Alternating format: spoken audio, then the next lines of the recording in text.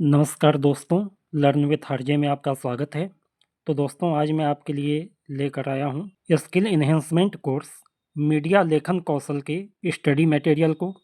तो देखिए मीडिया लेखन कौशल इसका सिलेबस 3 भागों में बटा हुआ है। पहले यूनिट में आपके 3 टॉपिक रखे गए हैं। एक तो है समाचार लेखन के मूल तत्व, इसका परिचय यानी अर्थ और अवधारणा। इसके अलावा लेखन के आधारभूत सिद्धांत और तीसरा है लेखन कौशल का विकास। इसके बाद यूनिट 2 मीडिया लेखन के क्षेत्र से रिलेटेड है, यानी मीडिया लेखन में क्या क्या कार्य किया जाता है इसके बारे में। तो फीचर, साक्षात्कार, वार्ता, संपादकीय, इसके अलावा व्यावसायिक लेखन, संपादक के नाम पत्र, स्वतंत्र लेखन, साहित्यिक लेखन और वैचारिक लेखन। ये लेखन के विभिन्न प्रकार जो हैं इनके बारे में आपको नॉलेज होनी चाहिए। और तीसरे यूनिट में विभिन्न माध्यमों के लिए लेखन कला में क्या अंतर होता है या अलग अलग माध्यमों में किस तरीके से लेखन किया जाता है उसके बारे में आपको जानना है। प्रिंट मीडिया के लिए आप कैसे लेखन करेंगे, रेडियो के लिए कैसे लेखन होगा और टेलीविज़न के लिए कैसे लेखन किया जाएगा। तो ये 3 यूनिट में आपका पूरा सिलेबस बटा हुआ है। वन बाय वन मैं हर एक यूनिट के मटेरियल के बारे में आपको ब्रीफ करूँगा। तो इसे हम 2 भागों में देखेंगे। पहले भाग में हम यूनिट 1 को कवर करेंगे और दूसरे पार्ट में मीडिया लेखन के क्षेत्रों के बारे में और विभिन्न माध्यमों के लिए लेखन की प्रक्रिया के बारे में जानकारी के लिए आपको एक सेकंड वीडियो मिलेगी। आइए देखते हैं। तो सबसे पहले देखिए समाचार लेखन के मूल तत्व यानी परिचय, अर्थ एवं अवधारणा। तो इसके परिचय के बारे में देखते हैं। समाचार लेखन समाज के सूचना तंत्र का प्रमुख हिस्सा होता है। यह किसी भी घटना, विचार, नीति, कार्यक्रम या अन्य किसी भी मुद्दे के बारे में जनता को जानकारी देने का एक सशक्त माध्यम है। ठीक है। समाचार लेखन का उद्देश्य केवल जानकारी देना नहीं होता है, बल्कि समाज को जागरूक करना भी होता है। विभिन्न मुद्दों पर जनता की राय और विचारधारा को प्रभावित करना होता है। अपनी बातों से आप जनता की राय को बदल दें, विचारधारा को बदल दें, ये एक समाचार लेखन का उद्देश्य हो सकता है। इसके अलावा एक सटीक और प्रभावी समाचार लेखन समाज में जागरूकता को बढ़ाता है और संवाद को बढ़ावा देता है। तो आइए इसके अर्थ के बारे में जानते हैं। समाचार होता क्या है? तो समाचार का अर्थ कोई ऐसी सूचना या घटना है जो समाज में घटित होती है और जिसका जनता पर कुछ प्रभाव पड़ता है। इसका उद्देश्य लोगों को ऐसी जानकारी प्रदान करना होता है जो उनके जीवन, समाज और दृष्टिकोण को प्रभावित कर सकती हैं। उदाहरण के लिए कोई तरीके की प्राकृतिक आपदा आ गई या राजनीतिक जीवन में कोई निर्णय लिया गया, राजनीतिक क्षेत्र में कोई सामाजिक मुद्दा हुआ या किसी प्रख्यात व्यक्ति के कार्यों से संबंधित जो जानकारी होती है, ये सारी चीज़ें न्यूज़पेपर्स वगैरह में छपती हैं, समाचार का विषय बनती हैं। तो समाचार का उद्देश्य लोगों तक निष्पक्ष और सही जानकारी पहुंचाना होता है। ठीक है। इसके बाद अवधारणा देख लेते हैं। समाचार लेखन की अवधारणा में मुख्य रूप से निष्पक्षता, सटीकता और संक्षेप को ध्यान में रखा जाता है। यानी निष्पक्ष तरीके से बात लिखी जाए, सटीक हो यानी उसमें सच्चाई हो, सही हो और साथ ही छोटे में अपनी बातों को कह दिया जाए। ठीक है। पत्रकारिता का यह मूल सिद्धांत है कि समाचार में तथ्यों के सही और सटीक और सत्य जानकारी दी जाए। समाचार लेखन की अवधारणा का आधार यह है कि पत्रकार समाज के प्रति उत्तरदायी होते हैं। ये देखो, ये जितने भी बात लिखी गई हैं ये अपने आप में एक ऑब्जेक्टिव क्वेश्चन है। ठीक है। और उनका कार्य सच्चाई को जनता तक पहुंचाना है। अगली बात आती है समाचार लेखन के मूल तत्व। तो समाचार लेखन के मूल तत्व क्या हैं? इसके कई मुख्य तत्व होते हैं या मूल तत्व होते हैं जिनका पालन करना जरूरी होता है। समाचार को एक विशेष ढांचे और पद्धति में प्रस्तुत किया जाता है ताकि पाठक उसे आसानी से समझ पाएं। समाचार लेखन के कुछ मूल तत्व निम्नवत बताए गए हैं। तो पहला तत्व क्या बताया गया है? 5 W और 1 H का सिद्धांत, यानी who, what, where, when, why और हाउ। तो इस 5 W और 1 H के सिद्धांत में पहला शब्द आता है हु, यानी कौन। तो यहाँ पे यह तत्व बताता है कि घटना में कौन कौन शामिल है। इससे यह जानकारी मिलती है कि घटना से जुड़े मुख्य पात्र कौन कौन हैं, जैसे व्यक्ति, संगठन या संस्थाएं, कौन कौन इससे जुड़ा हुआ है। जैसे अगर किसी पुरस्कार वितरण की खबर है तो कौन पुरस्कार प्राप्त कर रहा है इसका उल्लेख करना आवश्यक है। ठीक है। यानी किसके बारे में खबर है ये हम दिखाते हैं हु में। अगली बात आती है व्हाट। व्हाट में यह बताया जाता है कि घटना है क्या। ठीक है, यह स्पष्ट करता है कि खबर किस बारे में है और इसका क्या महत्व है। उदाहरण के लिए यदि कोई सरकार नई नीति लागू कर रही है तो इस नीति का विवरण इस तत्व के अंतर्गत आएगा, यानी किस बारे में हम बता रहे हैं। ठीक है, सब्जेक्ट मैटर क्या है इसे प्रकट करना होता है। इसके बाद वेयर, यानी घटना घटित होने के स्थान के बारे में बताना होता है।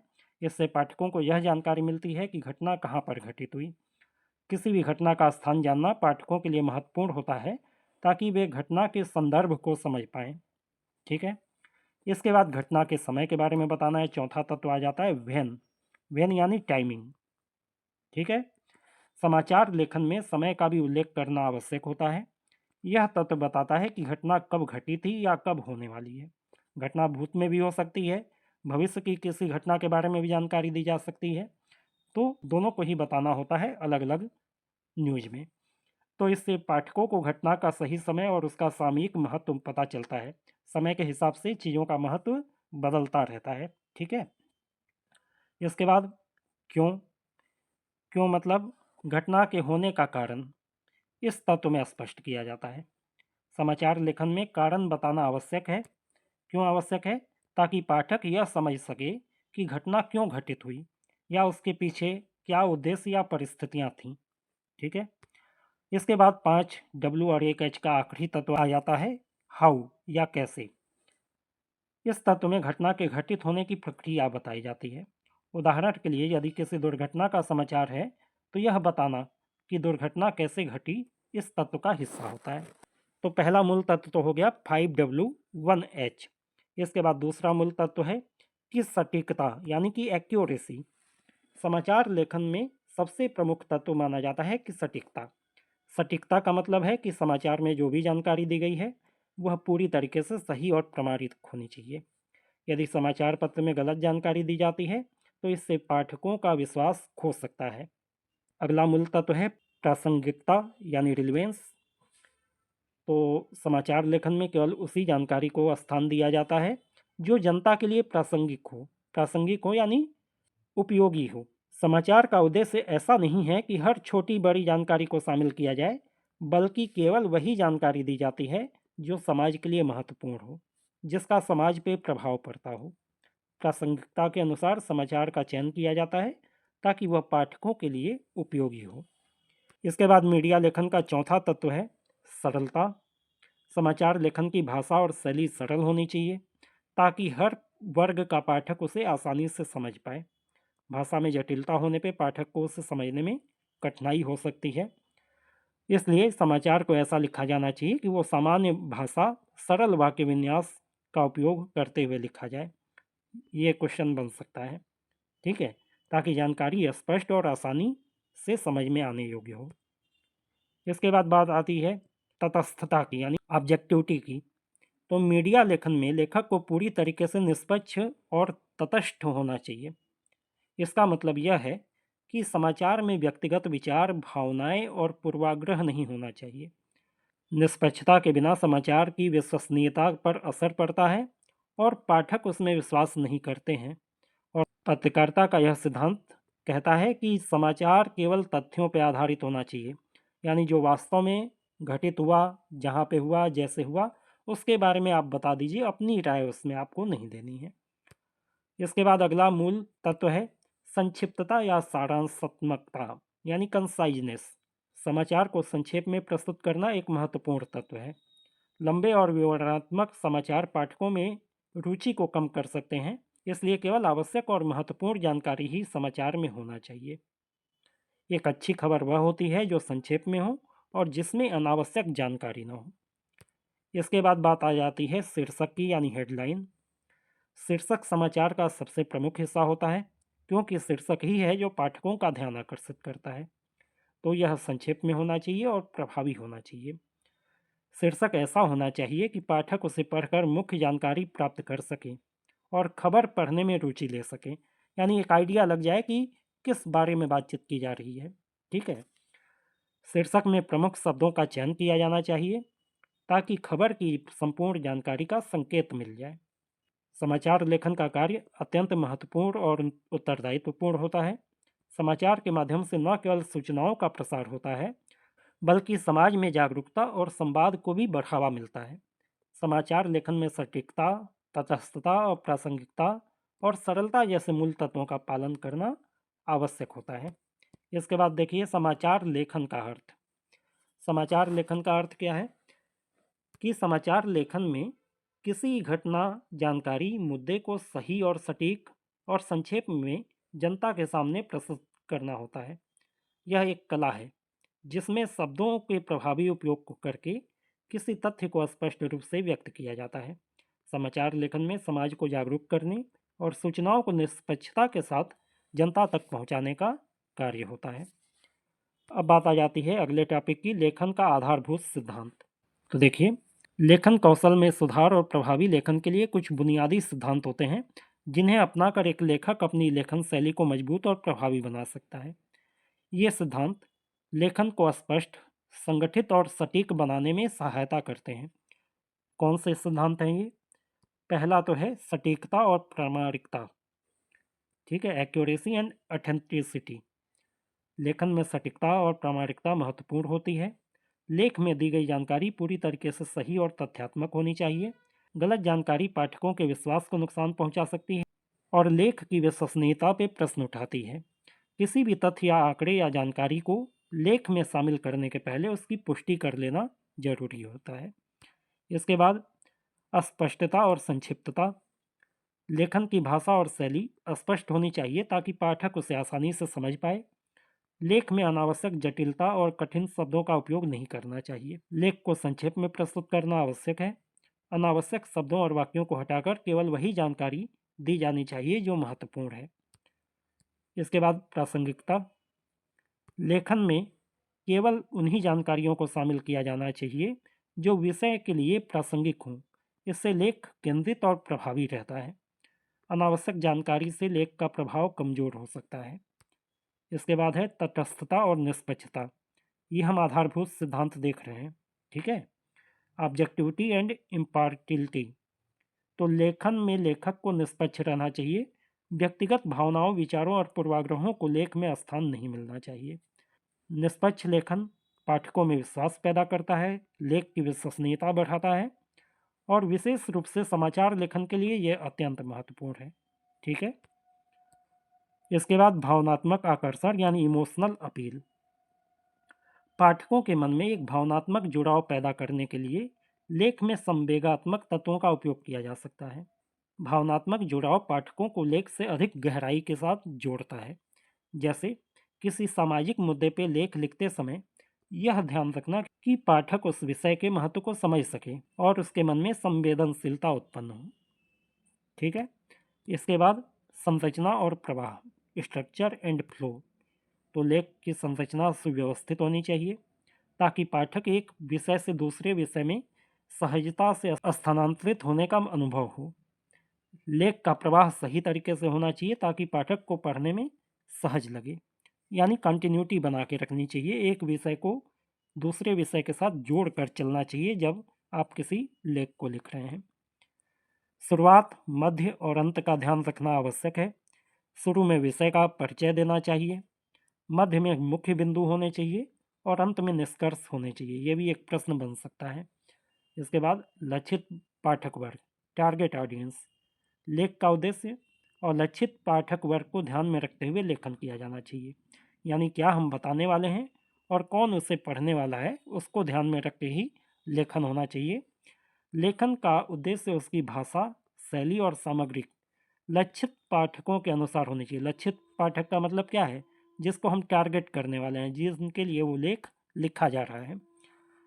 और ये करना क्यों जरूरी है? ताकि वे उसे आसानी से समझ पाएँ और उससे जोड़ सकें। तो अब ये सब सिद्धांत, मूल तत्व ये तो हमने देख लिया। अब लेखन कौशल का विकास कैसे हो सकता है? Development of writing skill. तो देखिए, लेखन कौशल का विकास एक निरंतर प्रक्रिया है जिसमें अभ्यास, सुधार और रचनात्मकता का महत्वपूर्ण स्थान होता है। लेखन कौशल को प्रभावी बनाने के लिए निम्नलिखित तरीकों को अपनाया जा सकता है। सबसे पहले तो नियमित अभ्यास करना। ठीक है, प्रतिदिन लिखने का प्रयास करना चाहिए। इससे लेखन शैली में सुधार आता है, विचार को स्पष्ट बनाने में मदद मिलती है, लिखने की गति भी इससे बढ़ती है। दूसरी बात आती है अधिक पढ़ना। लेखन को प्रभावी करने के लिए पढ़ना भी ज़रूरी है, क्योंकि जब आप विभिन्न प्रकार के लेख, समाचार, किताबें, पत्रिकाएं वगैरह पढ़ते हैं तो इससे आपकी भाषा पे पकड़ बनती है, शब्दावली बेहतर होती है और लेखन शैली में सुधार होता है और नए विषय की जानकारी भी मिलती है, विषयों की समझ बढ़ती है और इससे आपको आपके लेखन में नए विचार और दृष्टिकोण मिलते हैं। इसके बाद है फीडबैक प्राप्त करना। लेखन कौशल में विकास के लिए आवश्यक है कि आप दूसरों से फीडबैक लेते रहें। फीडबैक लेने से आपको अपने लेखन की कमियां समझ में आती हैं और आप उसमें सुधार कर सकते हैं। फीडबैक सकारात्मक भी हो सकता है, नकारात्मक भी हो सकता है, तो दोनों प्रकार की प्रतिक्रियाओं को खुले मन से स्वीकार करना चाहिए और उससे लेखन को सुधार करने के रूप में अपनाना चाहिए। इसके बाद भाषा और व्याकरण का ज्ञान बढ़ाना। लेखन में भाषा और व्याकरण का सही ज्ञान होना जरूरी होता है। सही व्याकरण, शब्दों के सही प्रयोग और वाक्य की संरचना लेखन को और ज़्यादा प्रभावशाली या प्रभावी बनाती है। व्याकरण की यदि गलतियां होती हैं तो लेख कमज़ोर होता है, पाठकों का ध्यान भटका सकता है, इसलिए व्याकरण का नियमित अभ्यास करना आवश्यक है। इसके बाद लेखन शैली को कैसे आप इम्प्रूव कर सकते हैं। संवेदनशीलता और दृष्टिकोण, सेंसिटिविटी एंड पर्सपेक्टिव। एक अच्छे लेखक को समाज के प्रति संवेदनशील होना चाहिए, विविध दृष्टिकोणों को समझने की क्षमता होनी चाहिए। यह लेखन में गहराई और वास्तविकता लाता है।